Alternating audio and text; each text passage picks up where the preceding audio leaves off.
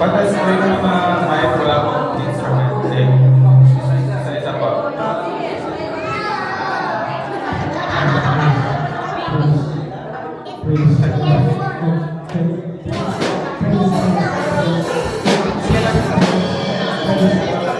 Wait lang.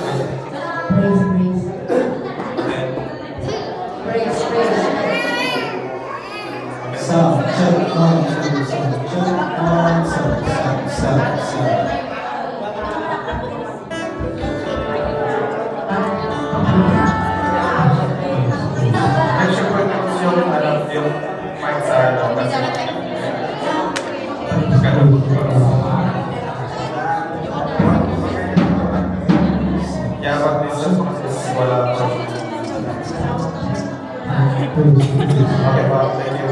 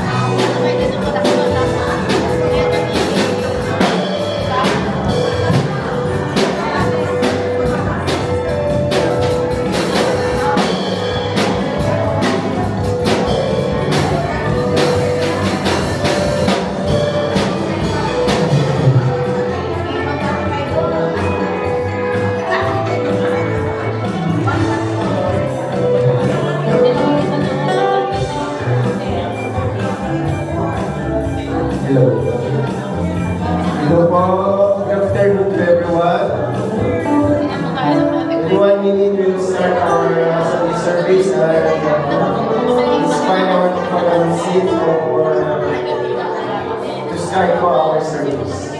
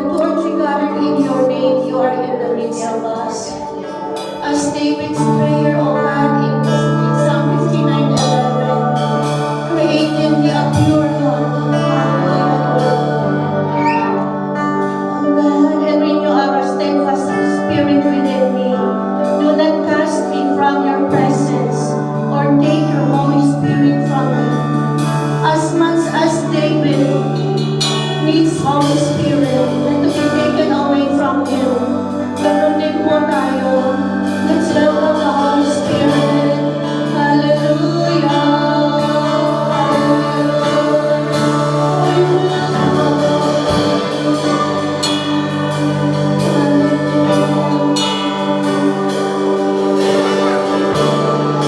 There's nothing worth more that could ever come close. Nothing can compare.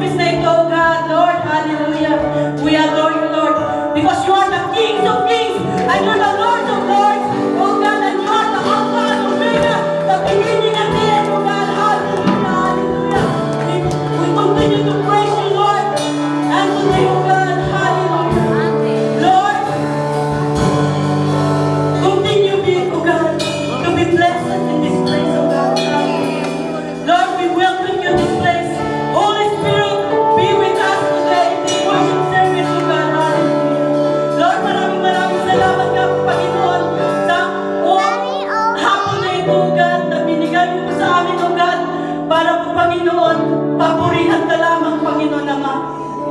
Lord, sa pag-umpisa po namin, O God, saliksihin mo nga po ang bawat isa sa amin, O God, Lord. Hallelujah. Kung may nakikita kong pangbahit kasalanan po sa amin, Panginoon, Lord, forgive us, O God. Lord, as you have said to your word, O God, if we are going to confess our sins, you are just and faithful to forgive us, O God. Kaya kayong palawag mo, Panginoon, Lord. Thank you so much, Lord, for the forgiveness of our sins, O God. Hallelujah, hallelujah. Lord, thank you so much, Lord, sa oras na ito, O God, Lord. And Lord, we're praying, O God, for the victory of this service, O God. Hallelujah. Lord, ikaw na ang Panginoon ang manguna sa serbisyo ito, O God, sa lahat po ng gagamitin po, Panginoon, sa oras na ito. Lord, we're praying, O God, lalo-lalo na po, Panginoon, ng pagsahayag ng iyong salita, Panginoon, sa katauhan ng aming Sister Ivy, O God. Lord, hide her in the shadow of thy wings, O God. Hallelujah. Lord, ikaw nga po, Panginoon, ang makapurihan mo lamang po, Panginoon, sa kanyang buhay, Panginoon. And I know, believe, O God, you already anointed her, O God. Hallelujah. Thank you so much sa kanyang buhay, Panginoon. Lord, we know and we do believe, O God. At Lord, sa lahat po ng makikinig, Panginoon, sa lahat po, Panginoon, ng makikinig ng iyong salita, O God, sa oras na ito. Lord, tabihan mo nga po ang bawat isa. Nang malaya ka pong makakilos ang Holy Spirit mo po, Panginoon, ang magpahayag, Panginoon, kung ano man po, Panginoon, na gusto mong ipaharating po sa amin, O God. Hallelujah, nang maintindihan po namin ang bawat salita na iyong ipapahayag, Panginoon, sa katauhan ni Sister Ivy, O God. Hallelujah, Panginoon, sa oras na ito, O God, ikaw lamang po ang mapapurihan sa bulwagan ito, O God. Lord, binawasan mo ang anuman po gawa ng kaaway sa lugar na ito. In Jesus' name! In Jesus' name! Hallelujah! Hallelujah! Lord, to you all the glory, honor, and thanksgiving. In Jesus' name we pray. Amen and amen. Hallelujah, hallelujah, hallelujah. Praise your God,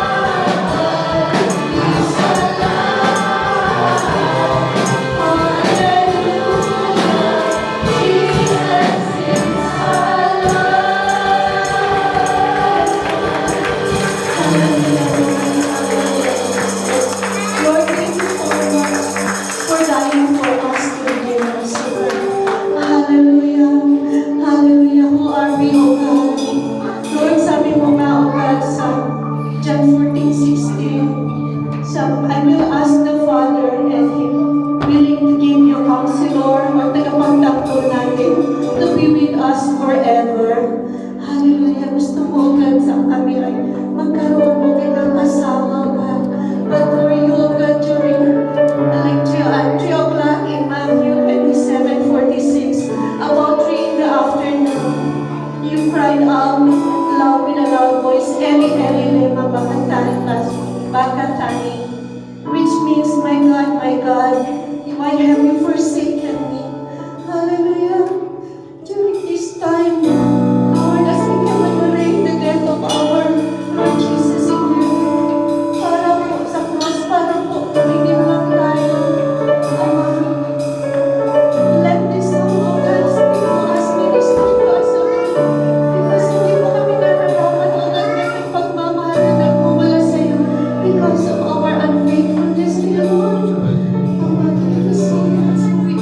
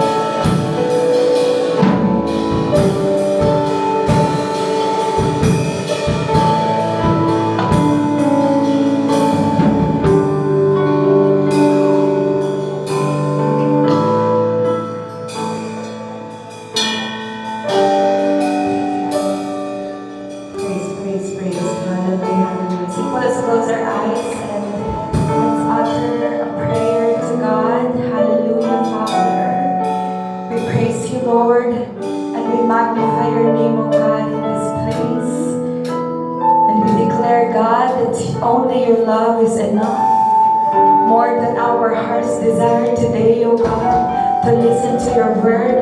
Father God, your love is enough. Thank you, God, for sending your Son, Jesus Christ, to die on the cross. We thank you, Holy Spirit, that we can feel your presence in this place, oh God.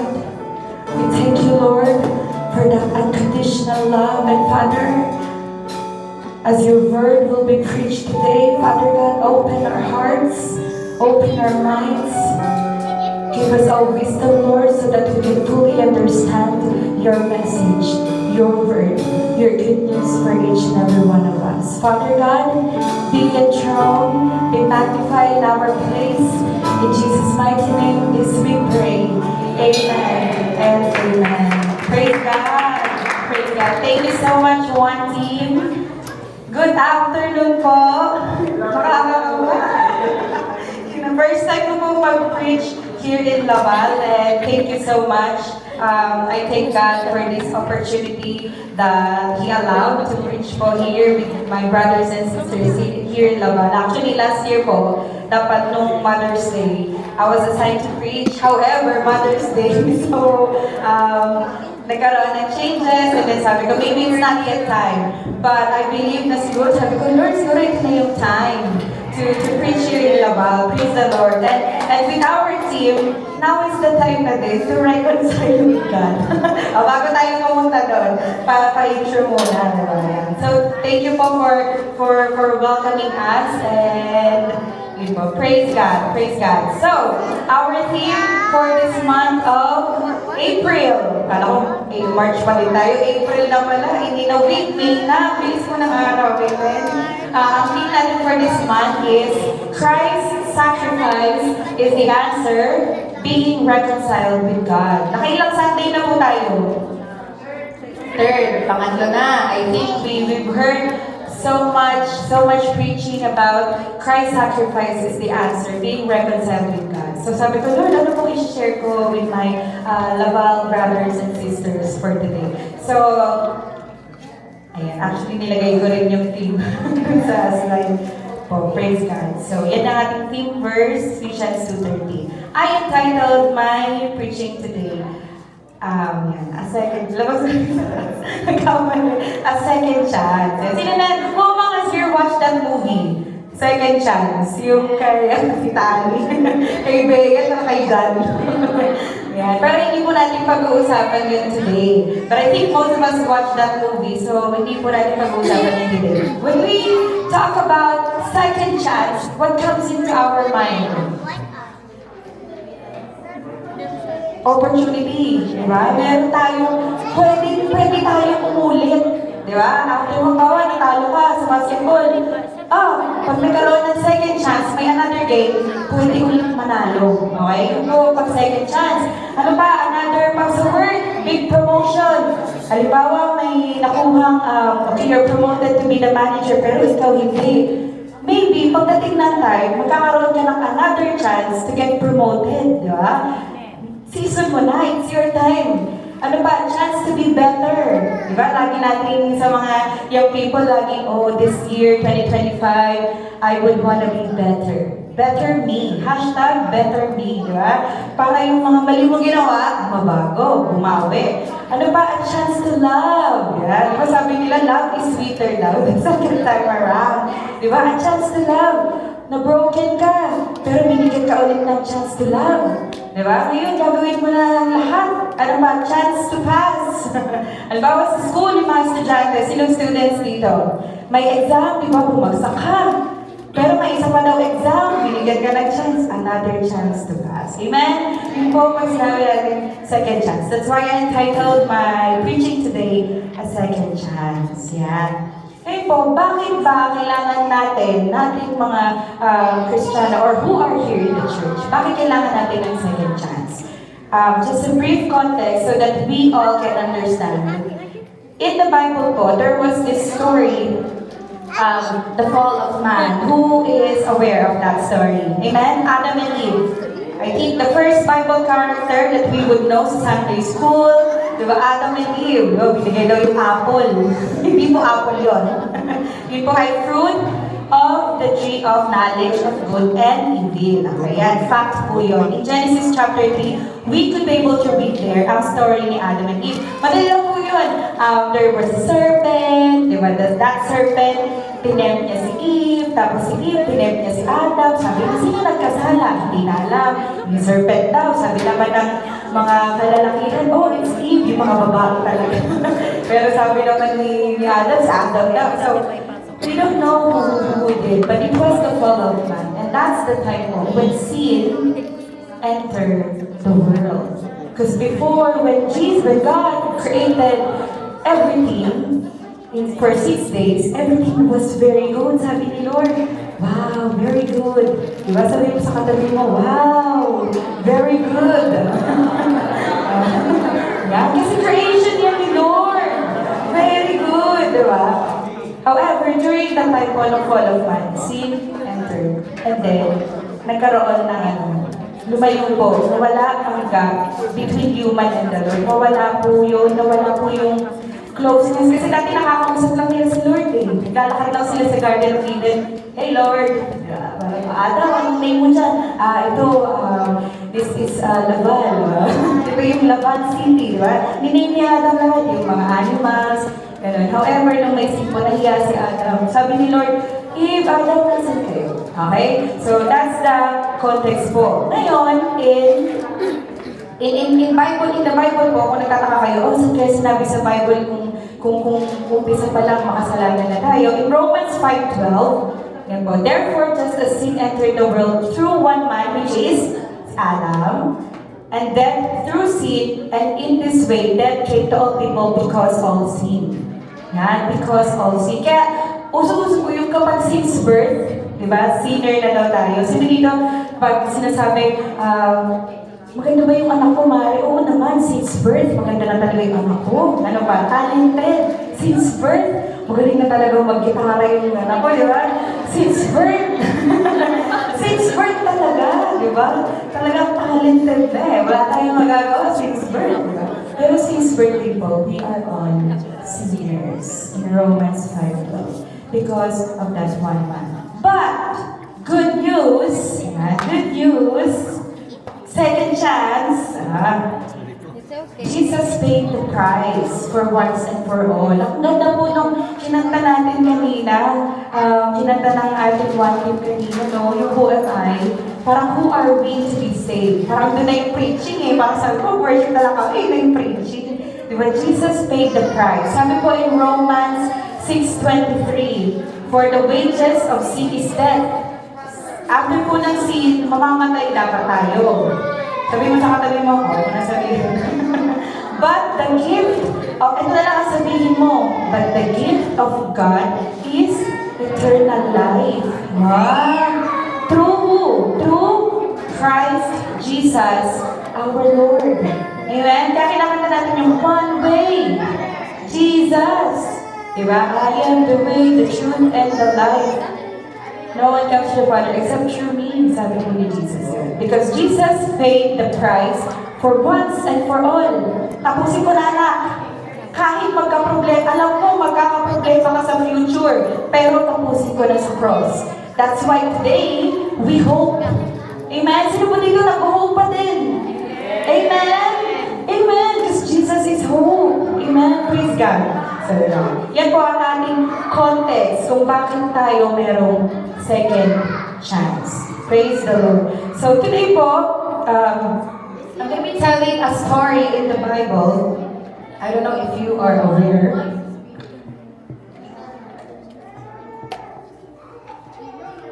Commercial. Ayan, a story po in the Bible. Who's reading your Bible? Amen? Praise God. Okay lang po yung Bible app, okay lang po yan. Basta may Word of God. Amen? Praise God. So, in my next slide, it is about the story of the sinful woman. Sino po nakabasa na nito in Luke chapter 7, 36 to 50? Balik mo yan. 36 to 50. Meron na po ba? Wala ba eh. Very good. Kasi ikikwento ko po ngayon.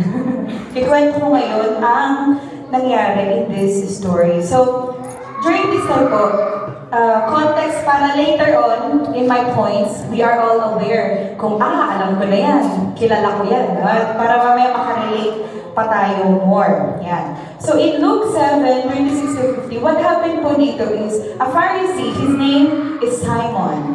Yan. His name is Simon. And he invited Jesus. Jesus, dinner sa bahay. Diba? Ang sarap siguro noong unang panahon. Sino dito mahilig mag-invite sa bahay? Tita Evelyn, mahilig mag-invite sa bahay ng dinner, ng lunch, diba? That time, this Pharisee named Simon, sabi niya, Jesus, invite kita dinner sa bahay ko. Siyempre si Jesus, pumunta si Jesus, ganyan. Ngayon, there's this sinful woman. In this chapter po, she's not named. Sabi lang doon, there was a woman who lived a sinful life. The sins, not specifically stated.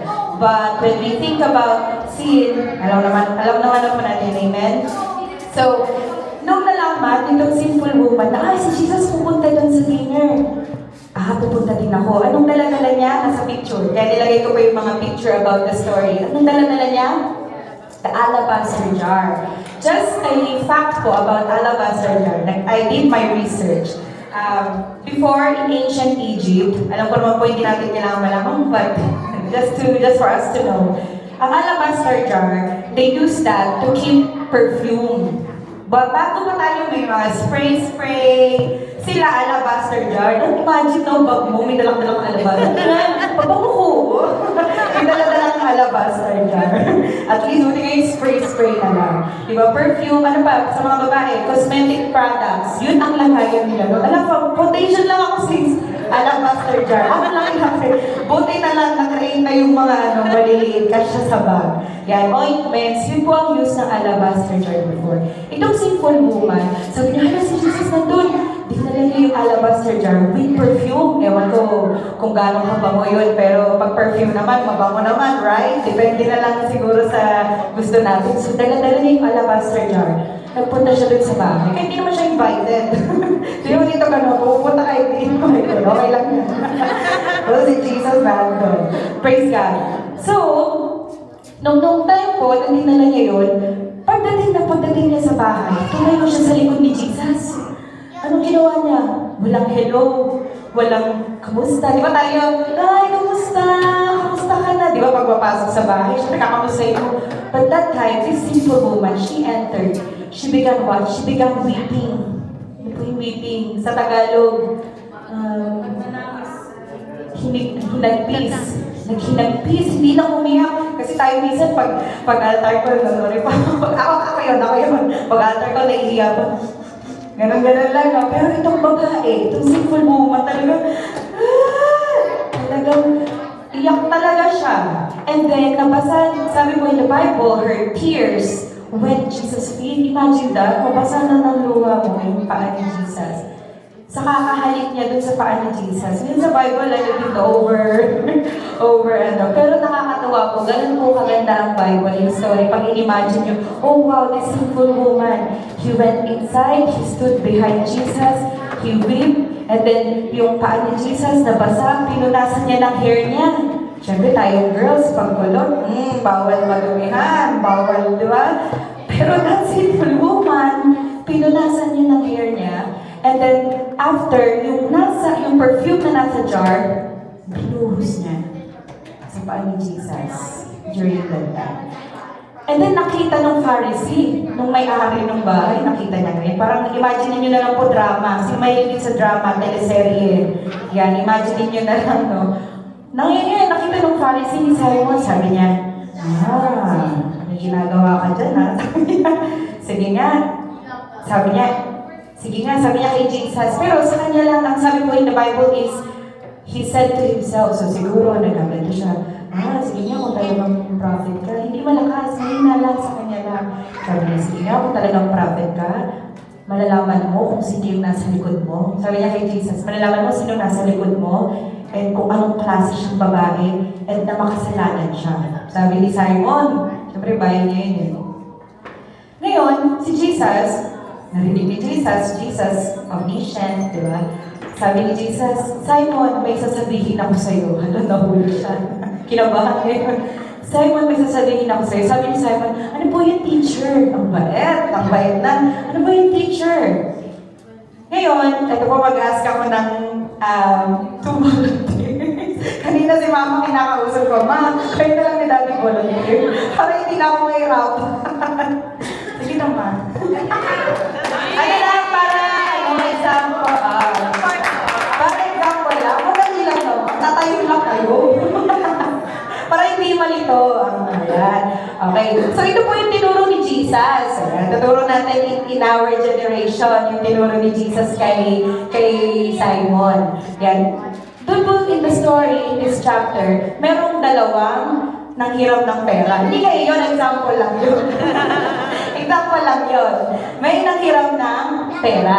Ngayon, syempre, may nagpahiram, right? May money lender and then may money borrower. Kunwari, ako na lang yung money lender. Parang totoo. Joke lang. Joke lang po.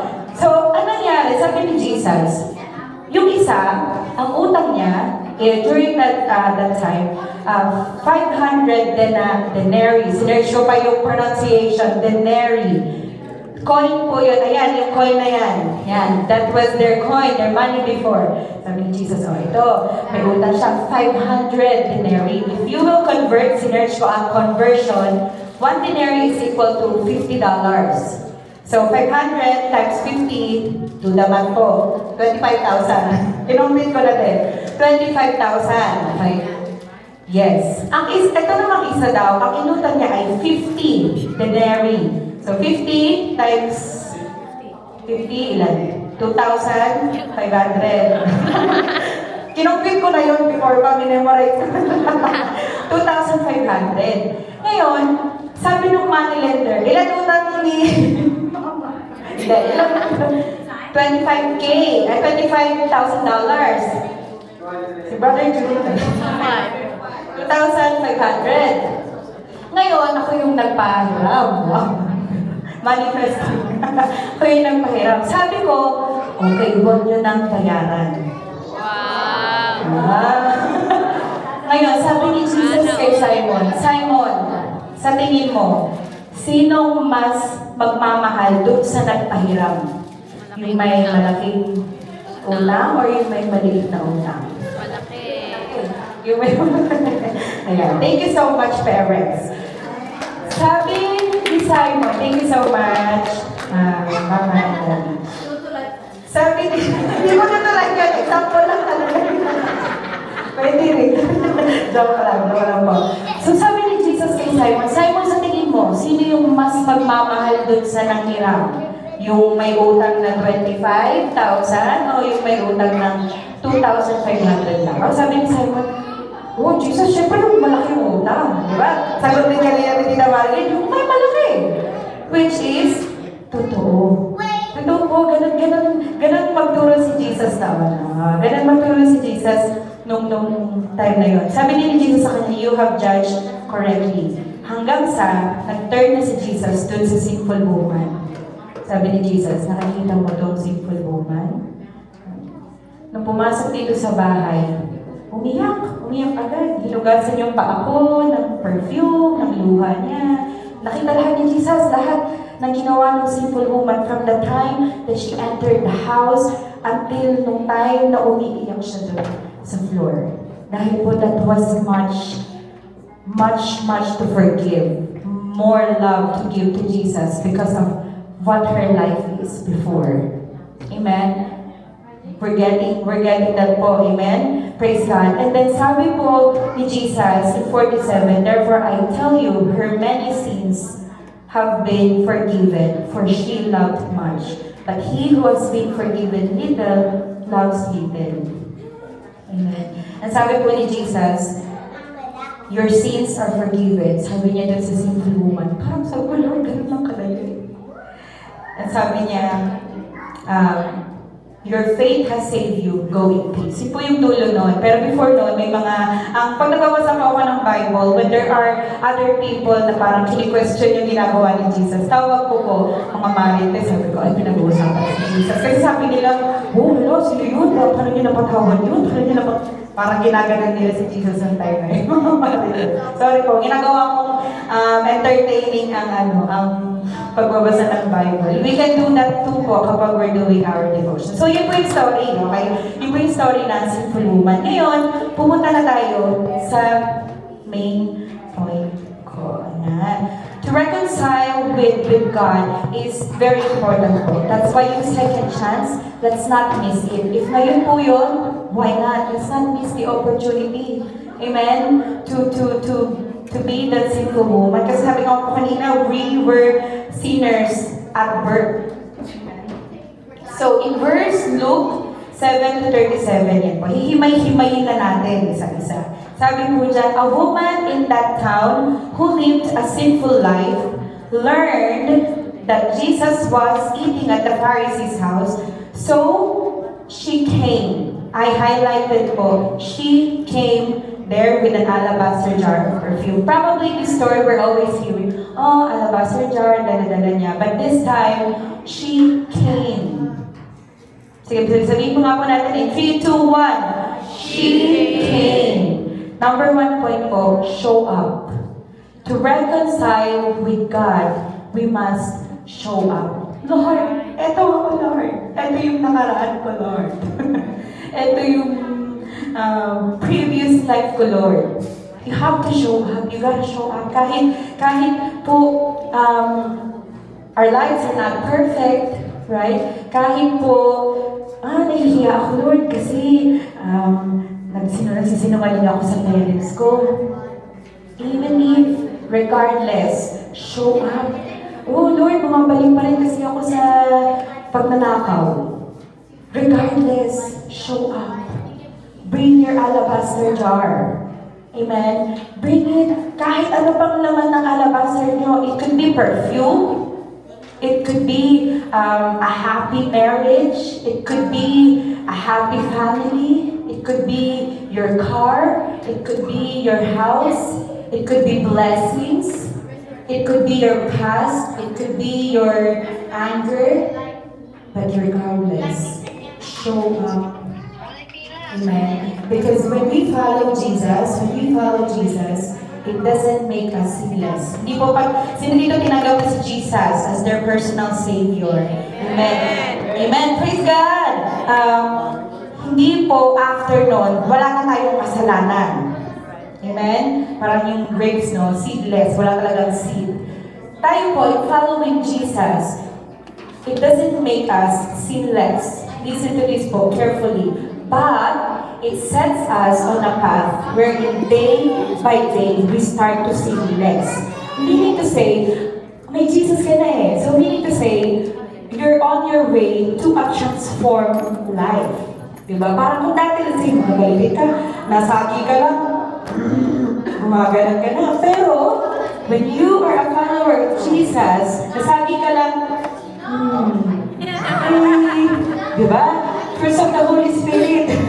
In Galatians 6:9, if I'm not mistaken, di ba po? Love, joy, peace, patience, kindness, goodness, gentleness, faithfulness, and self-control.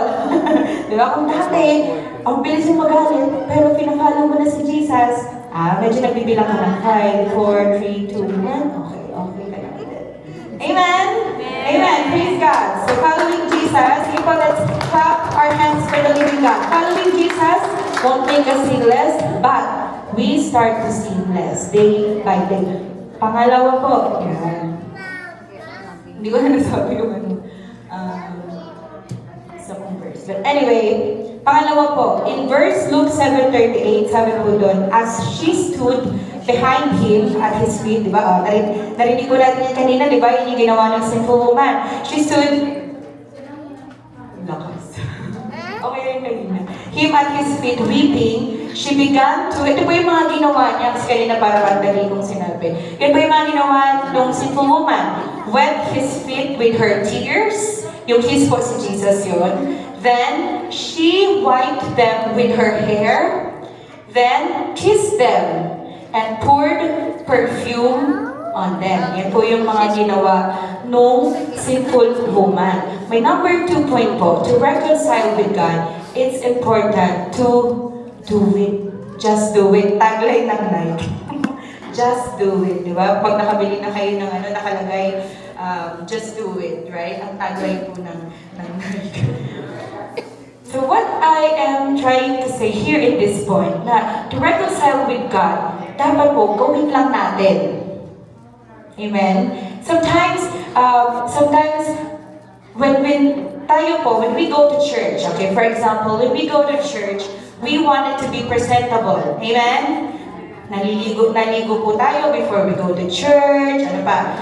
Nag-brush, kumain, inayos natin yung hair natin, nagdamit tayo ng maganda, di ba? Yung parang talagang presentable na presentable ka. Why? Kasi naharap ka kay Lord eh. Minsan nga may tita sa Montreal, sabi ko, oh, tita, ganda naman dress mo. Sasabihin niya, may date kami ni Lord. Pag Sunday daw, may date sila ni Lord.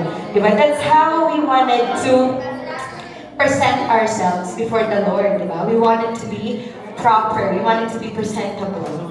However, when I say do it, this sinful woman, I don't think she curled her hair to go to that house para humingi ng tawad kay Jesus. Amen? To reconcile with God, we don't have to be perfect. Amen? Ulit ko po, to reconcile with God, we don't have to be perfect. We don't have to fix our lives first. Oh, wait lang, Lord, ayusin ko lang yung life ko, then I can go with the journey. No. It is already fixed. Amen? It is already fixed. The gap between human and God is already fixed when Jesus died on the cross. So you yourself, you don't have to fix anything before coming to Him. You don't have to fix your life before reconciling with God. Kahit ano ka pa, kahit ano pang ginawa mo from the past, do it. Reconcile with God. Amen? Day by day, we reconcile with the Lord. Praise God. Amen po ba?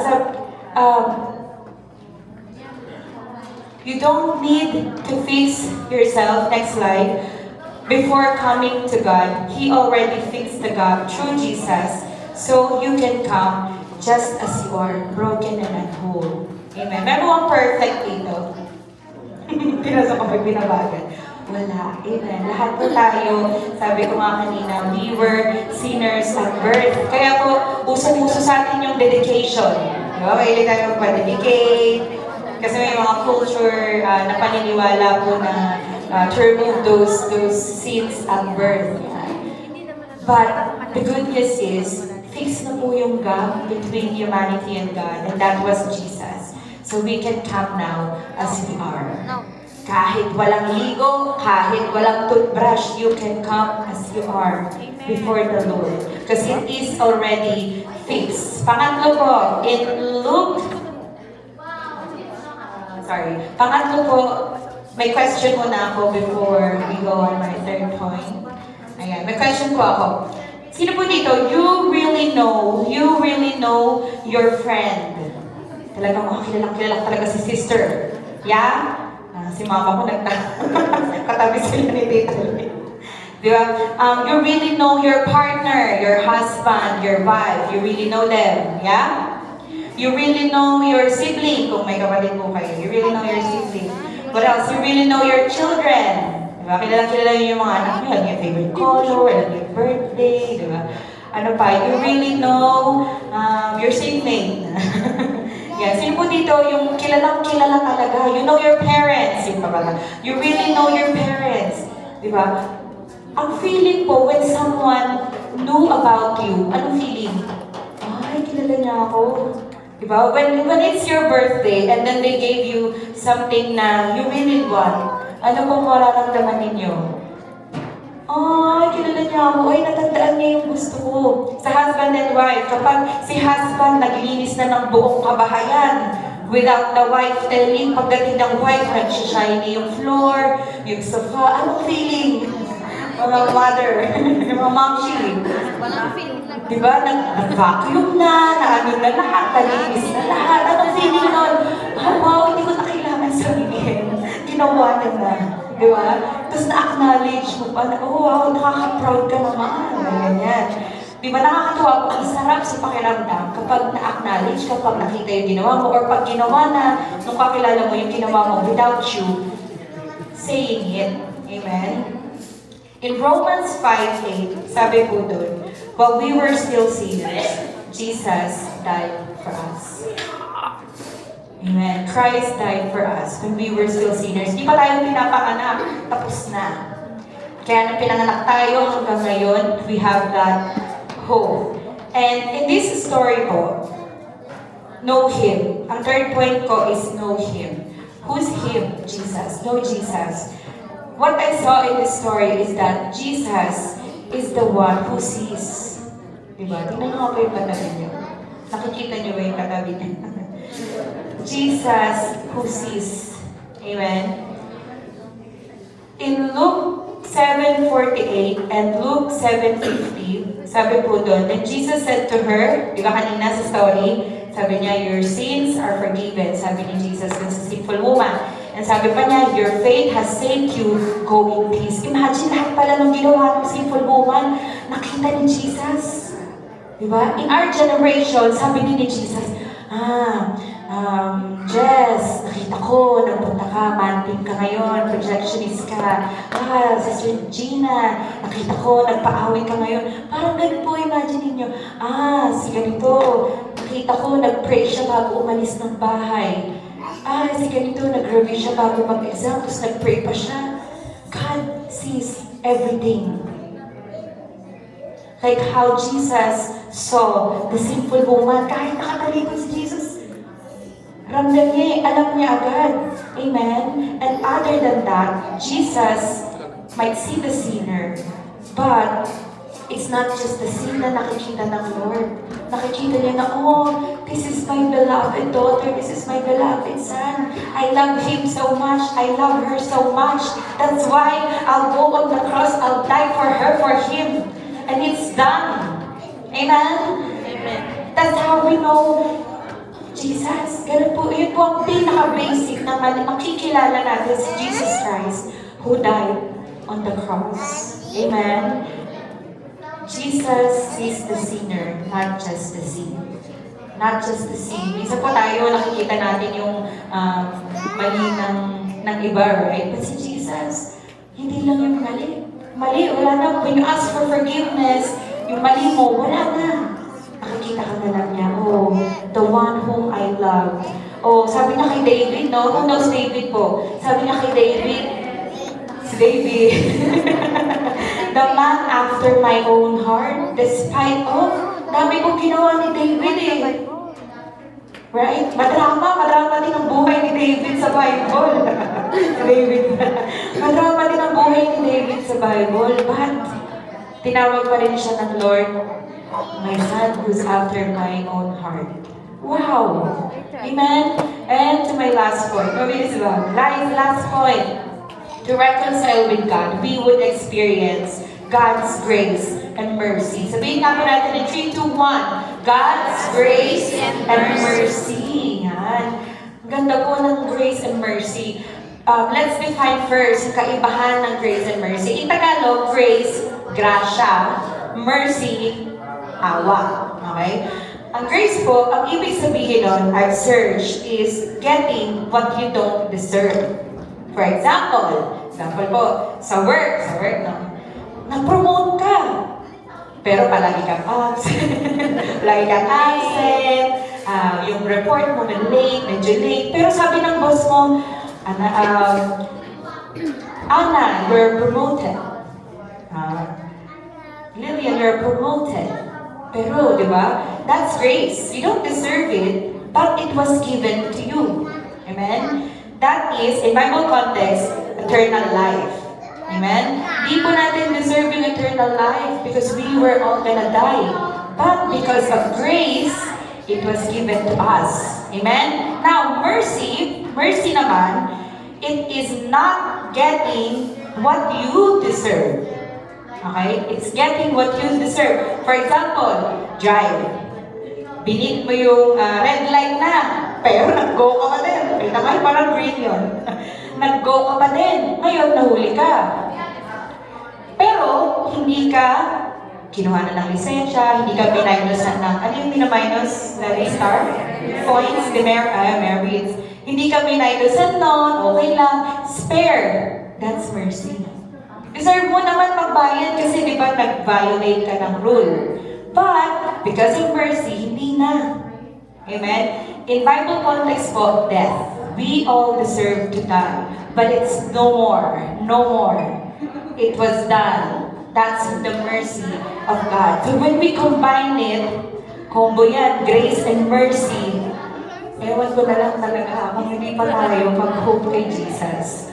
Amen? Alam ko po, hindi ko alam yung mga pinagdadaanan ng bawat isa, but what I know is that we are all covered by God's grace and mercy. Keep on prayer when you go out of your house. Praise God. Sige po, give that top offering to God.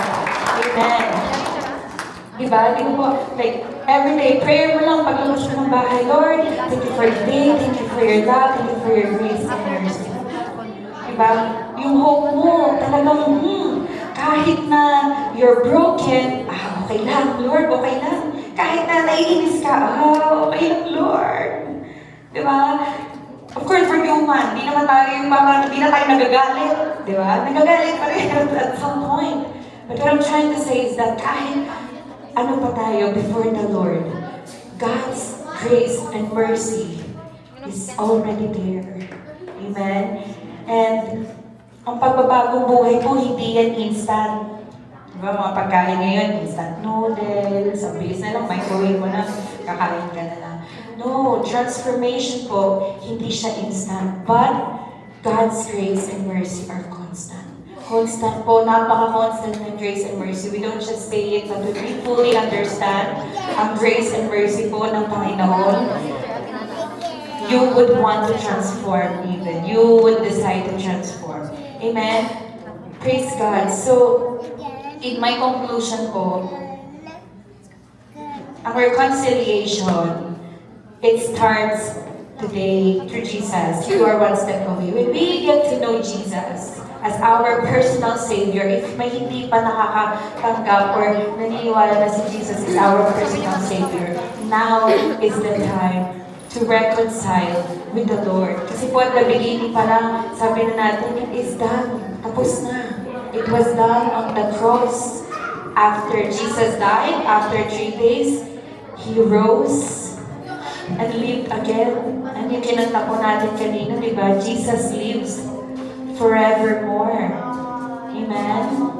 So let's not miss it. Let's not miss this opportunity to bring our alabaster jar, whatever's inside our alabaster jar. Amen? And in my conclusion, it doesn't matter what you're carrying, where you've been, or what you've done. The ground is level at the foot of the cross. It was inspired by this, may nakita po akong article by Ali Gatto. It was inspired by it. And as I close, I'm gonna read this spoken before we go ahead and worship God and reconcile with God and receive Him as our personal Savior, probably again, or if it's your first time, that we will pray to God. So let me just request everyone, if you can close your eyes as I read this spoken. Just listen to the words, just hear God, just hear Jesus speaking to you right now.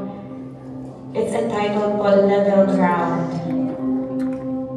It doesn't matter what you're carrying, how heavy your shame, how loud your regrets. It doesn't matter where you've been, in the dark, in the far, in the forgotten. It doesn't matter what you've done, because the cross already saw it. And still He stayed. There's no VIP section in grace, no first class lane to mercy. At the foot of the cross, there are no pedestals, no gold medals, no better than yous, just sinners, just broken hearts, and just weary souls, standing on the same dirt, beneath the same blood-stained tree, hearing the same Savior say, "It is finished, come home." So bring your guilt, bring your wounds, bring your fears and your failures.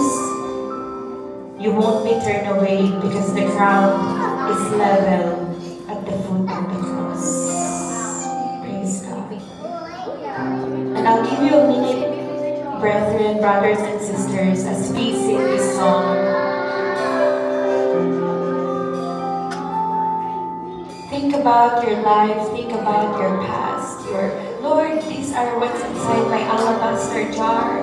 And today, Lord, minsan it's so hard to open it, it's so hard to break it, Father, but I'll reconcile with you, God, like the sinful woman.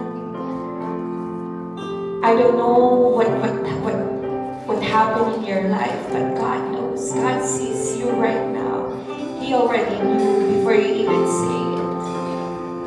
And ngayon po, let's not miss out to talk to God. Because He is a God who's everywhere. He's present. Right now, He's here. He's listening. Pray to God as we sing this song. As you close your eyes, speak to God. Hallelujah. Come as you are. Just as you are, it's time to come home. Out of the dark, there's no need to hide, He already sees you.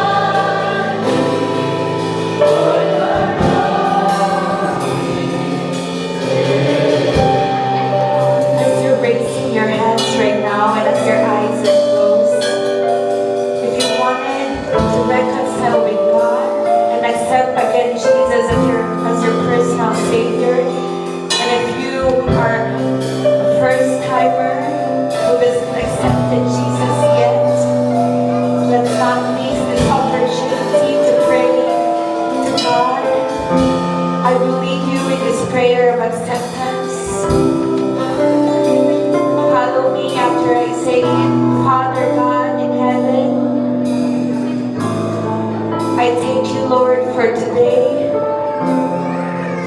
Thank you for your message. Thank you for your Son, Jesus Christ, who died on the cross for all of my sins. And through it, I can have eternal life. Jesus, I accept you today as my personal Lord and Savior. Write my name in the book of life, and one day I will be there in heaven to see you.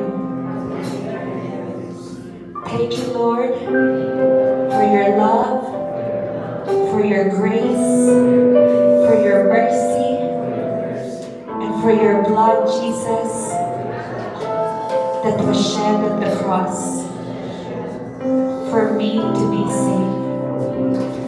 In Jesus' mighty name I pray.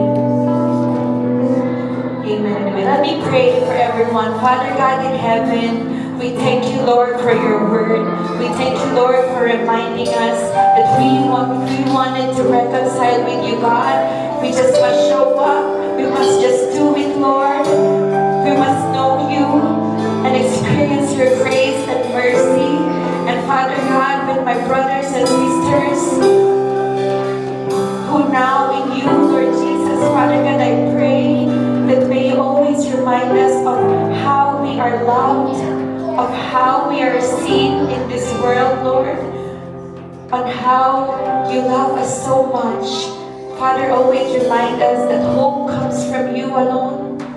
Nothing in this world, Lord, can satisfy us, but only your love, Jesus. Father God, help us every day to understand more and more about your grace, about your mercy, so that we can continue, Lord, to be more faithful to you, God. Father God, I pray, Lord, that may you continue to show who you are in my brothers and sisters here in Laval. I pray, God, that may you continue to bless them exceedingly abundantly, Lord. Always give them and show them that hope comes from you, that grace and mercy comes from you alone, so that they could go on each day worshiping you, serving you, God. And Father God, I declare that surely goodness will follow them, will follow their whole family all the days of their lives. I declare, Lord God, in your name, Jesus. Father God, be magnified and be glorified. In Jesus' mighty name, this we pray. Amen and amen. Praise God. Hallelujah. Thank you, Jesus. Hallelujah, hallelujah. Thank you, Lord. Thank you, Jesus. Thank you for the mercy and grace. It is done. It is finished. Hallelujah. God is fighting for us all the time. Every time we fail, He is there to fight for us. So let's not hinder ourselves.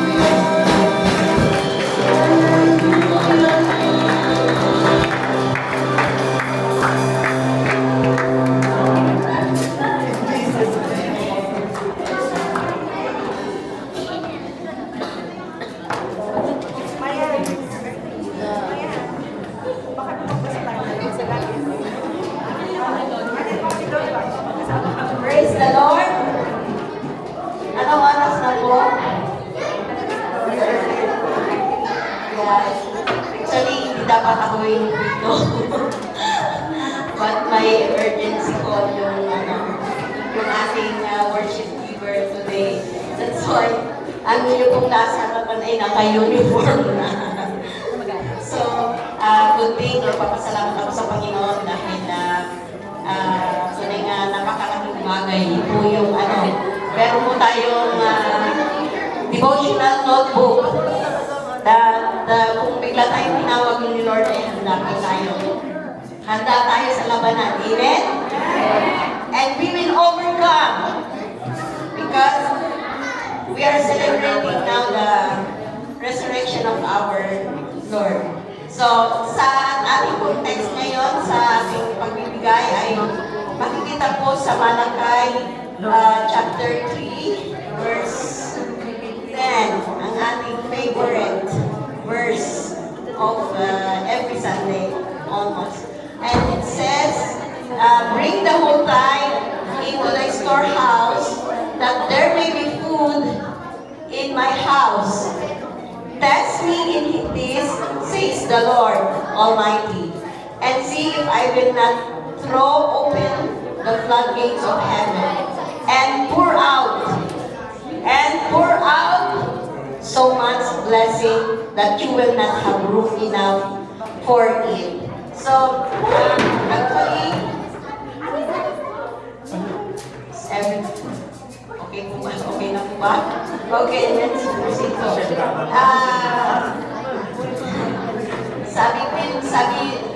Dito po ay we have two questions. Actually, I've shared this already. Sabi ko ay meron po tayong dalawang question.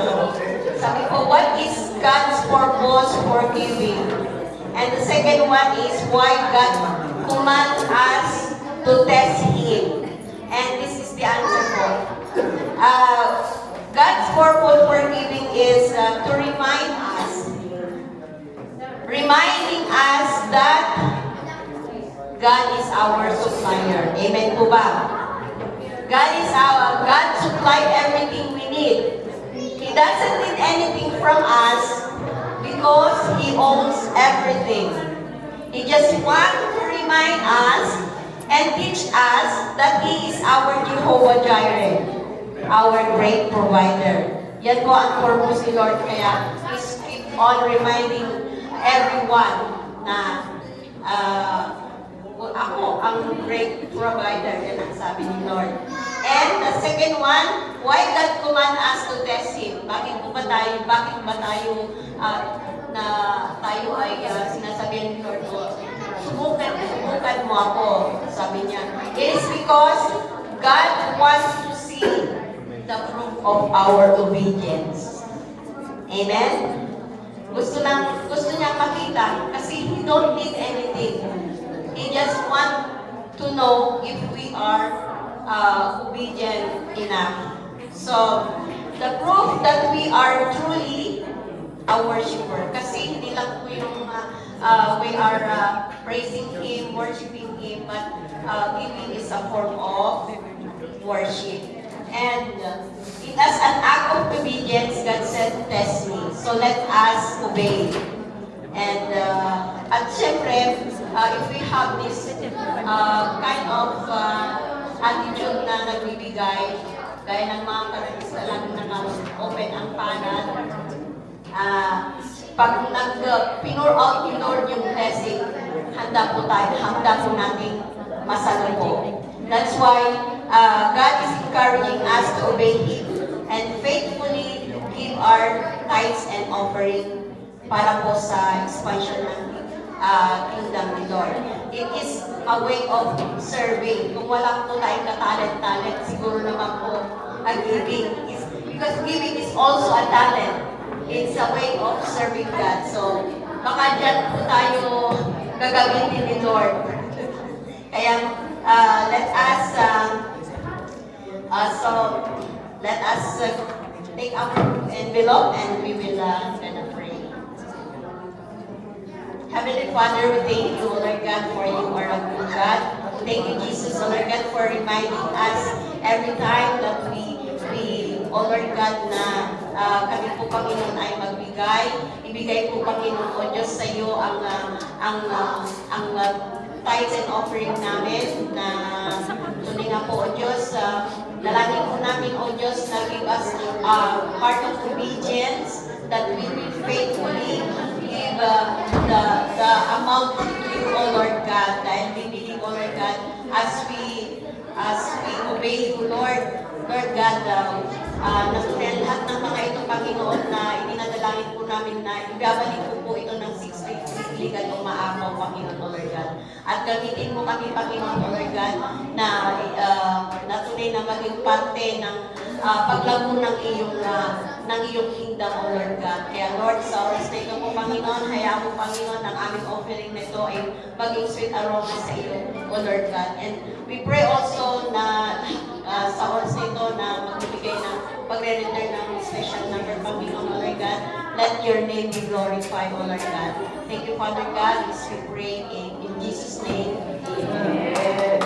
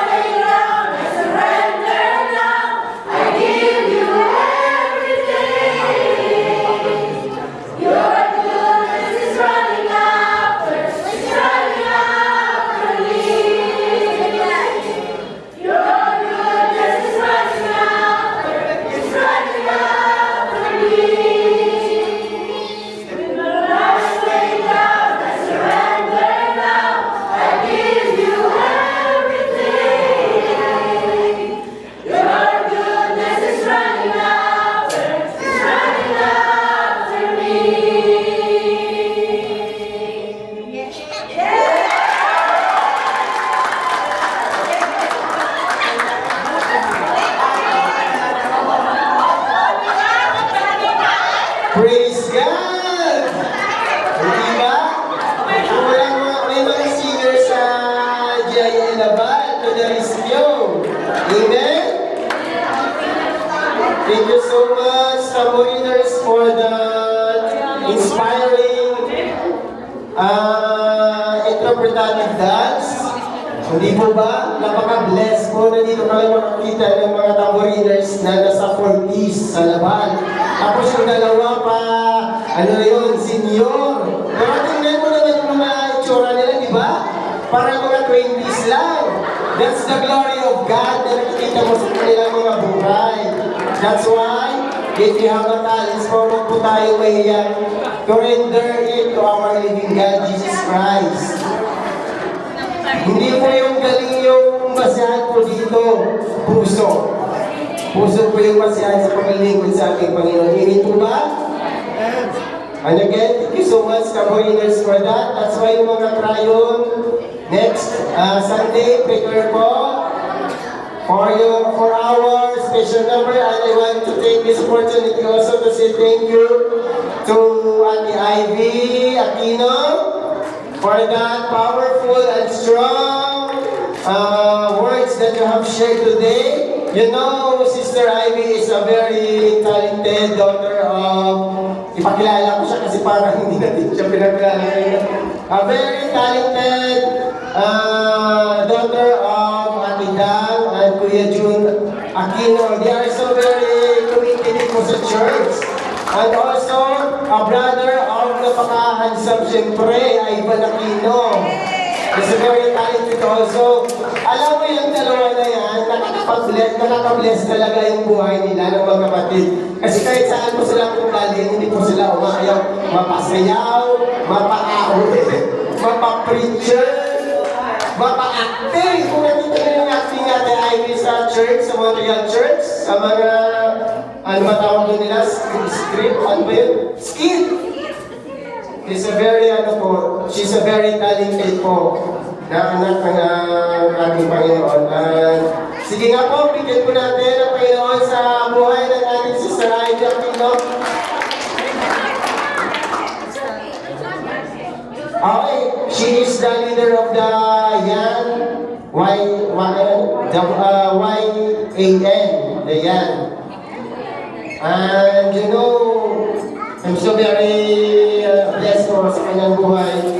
Nung nakita ko siya nung muna sa Montreal, nung first ko na dumating ako dito, sabi ko kay Mrs., maganda yung bata na yun. Kasi Ivy Aquino yun. Sabi ko, she's very, kasi yung parang guminigay lagi, nakasalubog na Amen. At sana po, Ate Ivy, hindi po ito yung una. At huli, at marami ka pa po pagkakataon na makapag-preach dito sa Agian Laban. Okay? Amen? And today po, we are all 57 in the house. Ano ba po, hindi pa po nakasulat yung mga taga-Montreal kasi hindi na po sila na-approach na ano kanina nung nakumuli ng ating and we have the two first timer in the house. And before po, we are celebrating the Resurrection Day. And sige nga po, celebrate, patipin po natin yung mga katabi natin. Happy Resurrection Day! And sabay-sabay po natin isigaw, Jesus Christ, the King is alive! Jesus Christ, the King is alive!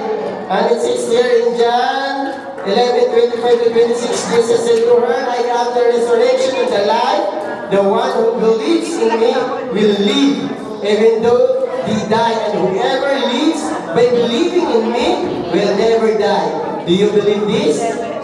Amen! And dumako na po tayo sa ating first timer. Our first timer, the first one is Sister Merlita Bengson. Tumayo po tayo.